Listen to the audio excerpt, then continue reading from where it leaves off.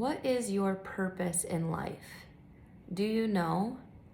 I feel like we are seeing an increased rate of depression, anxiety, suicide, all of these negative outcomes of a person's livelihood due to the fact that we are losing sight of our ultimate purpose in life. In St. Thomas Aquinas' natural law theory, he defines 4 different types of law.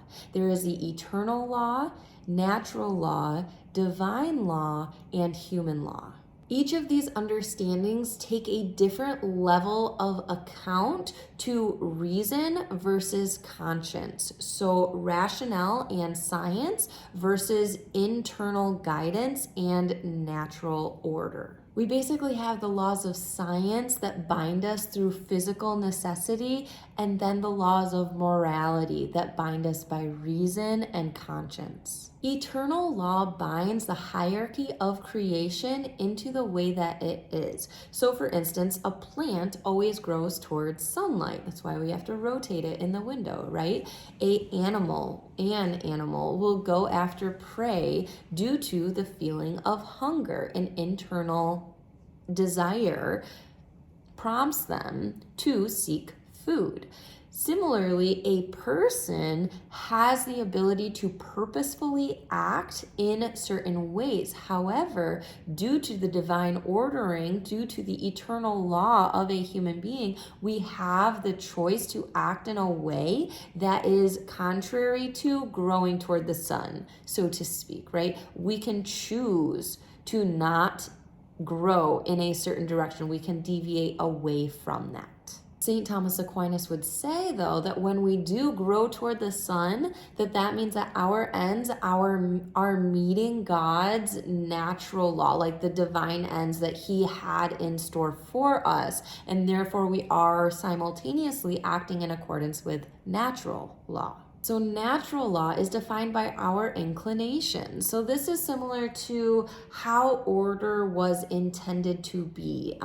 Different things that our conscience might act out against. Like if we know that we shouldn't have another dessert, if we know like intrinsically guilt, right? So guilt can be an indicating factor that we are acting out of accordance with what would be defined as natural law. We talk about these major discussions. I just talked about the other day in a video, C-sections, formula feeding, these things that are perfectly normal and, necessary in our day-to-day life. However, if original sin had not taken place, if the fall from God had not occurred, these things would not be necessary. Everybody would be able to breastfeed without pain. Everybody would be able to vaginal birth, again, without pain.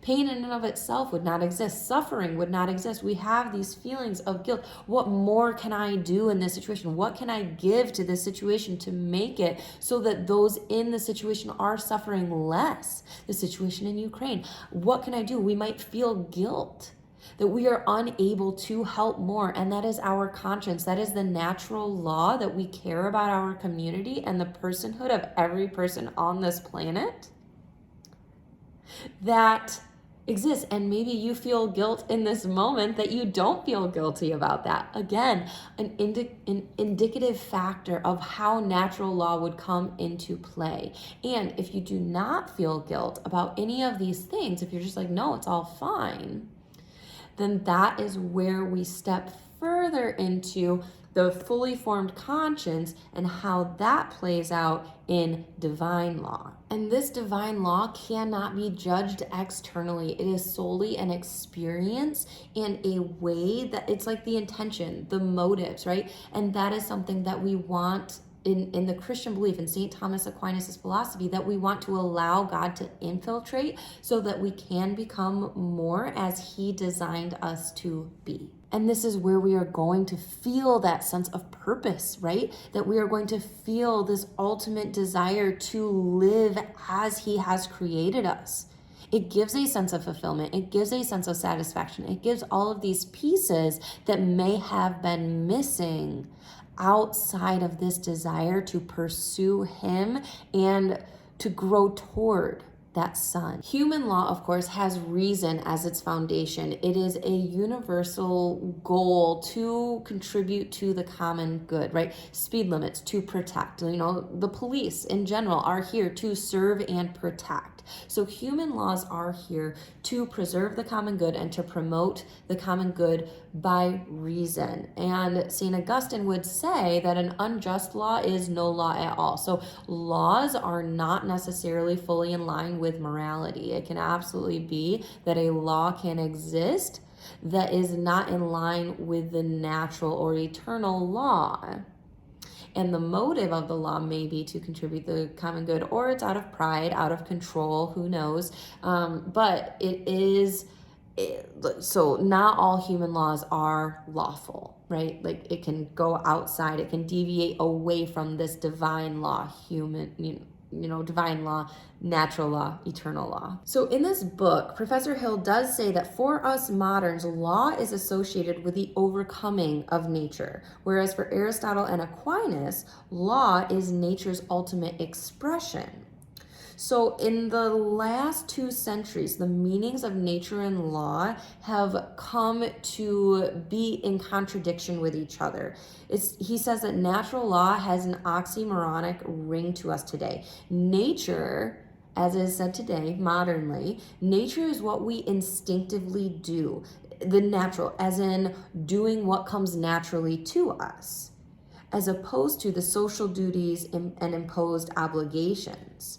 So we have this dichotomy of nature versus law instead of this place where they can work together in coming together of acting virtuously, as we talked about in the last day or two, about those virtues that we are pursuing, that if we do pursue them in the Aristotelian philosophy, if we are pursuing prudence, temperance, justice, fortitude, seeking the theological virtues of faith, hope, and love, looking for those intellectual virtues of wisdom and knowledge, and pursuing these things, that the more that we actively choose to behave and act in these ways, then we are going to become better. We're going to develop good character. We're going to develop these things that God so rightly desires for us, and that we rightly desire within ourselves, that we could be perfected, that we could grow into who God has made us to be, as I've said, that we can reach our ultimate purpose, our ultimate end, our ultimate telos, as Aristotle defines it, our end, our purpose, what we were made for fulfillment. So to summarize, St. Thomas Aquinas' philosophy is that we are externally bound by law, but internally bound by love.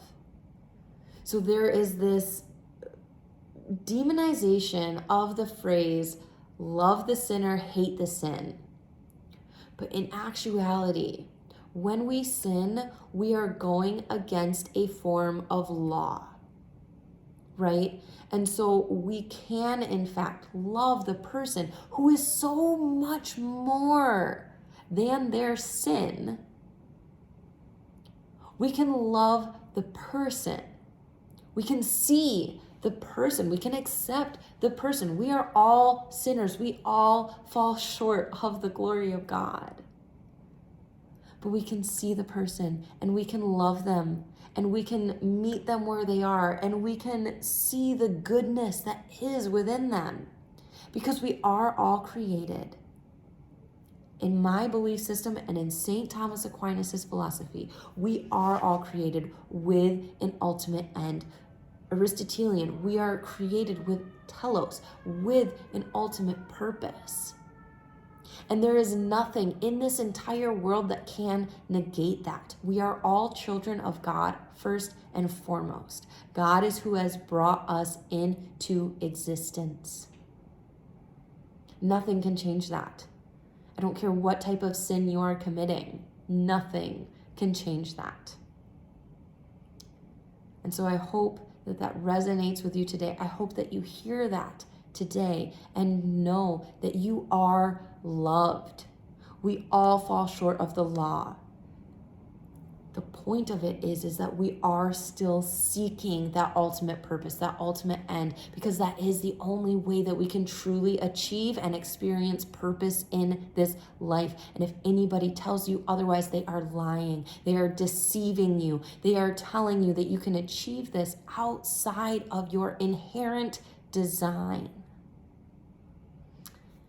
That would be my belief. That would be what lies within St. Thomas Aquinas' philosophy here. So I just pray that you are able to experience that today, to listen to your conscience. Allow guilt to fuel you forward, to find what is missing. And may it help you find the path that you need to be on to experience your sense of fulfillment in your life today and for the rest of your life. God bless you. Thank you for joining me today. Look forward to hearing your thoughts, and I will talk to you again tomorrow.